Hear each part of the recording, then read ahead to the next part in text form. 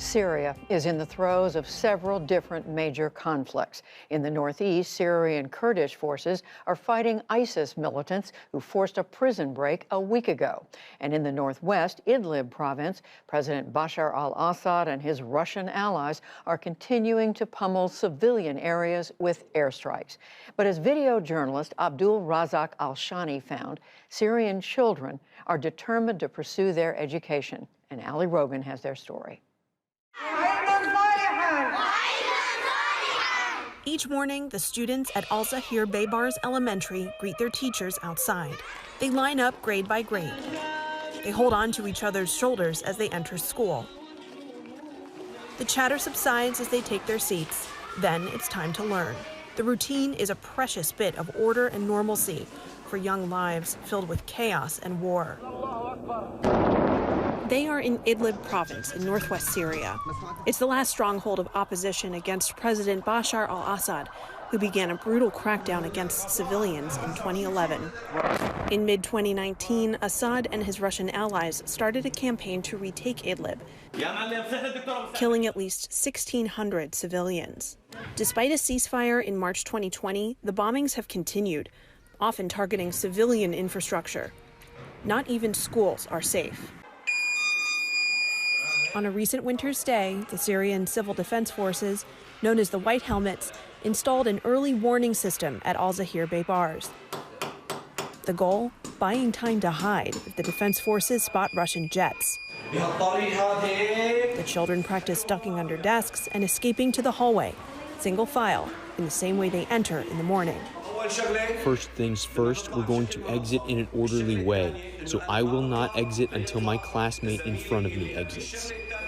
For 9-year-old Shahid, this drill is a bad memory. We do this to protect ourselves from the bombing and so no one is killed.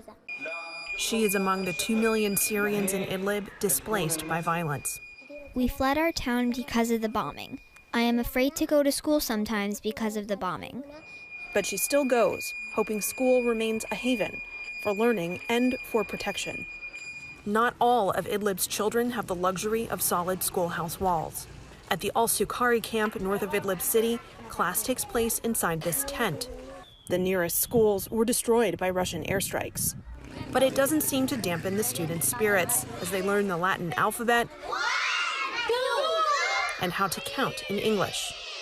Children here make do with limited learning tools, but the sad reality is that some have none at all. 11-year-old Mahmoud Mandora had to drop out of school to support his family. His older brother was injured in an airstrike. His father has been in an Assad regime jail since he was born. Mahmoud found work at an auto shop in Idlib city and now spends 12 hours a day fixing cars, earning the equivalent of $2.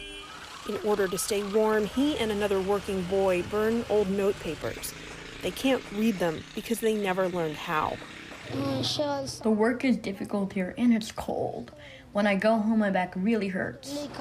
Mahmoud finds refuge on the back of a beat-up bicycle, which he restored himself using his tradesman skills. But he just wants to be a child again. I hope to go back to school and to stop working this job. I hope my dad comes back from jail. Up in the mountains of Idlib, 14-year-old Yamin Kurdi also had to grow up fast. He lost his leg when Russian bombs hit his school. He was in 4th grade. The plane bombed us, and we started running. Then it bombed us again. I was injured and saw my leg was amputated, and I tried to get up, but I couldn't get up. Yamin and his family now live in a remote refugee camp a mile away from the nearest school. He and his father walk there together each day. It's hard for both of them. By the time they arrive, Yamin is in great pain. His back hurts him. He comes back tired from school. He wants to learn, he wants to read, but he comes back so tired. The regime and Russia bomb the schools on purpose so they can kill learning and destroy the young people. But they haven't killed Yamin's drive. He wants to become a doctor and help people like himself. For me, the most important thing for Yamin is for him to learn. He's a good student, and he's doing everything he can, and he won't let us down. The bombs robbed Yamin of a limb, but like so many children in Idlib, he refuses to let them steal his desire to learn. For the PBS NewsHour, I'm Rogin.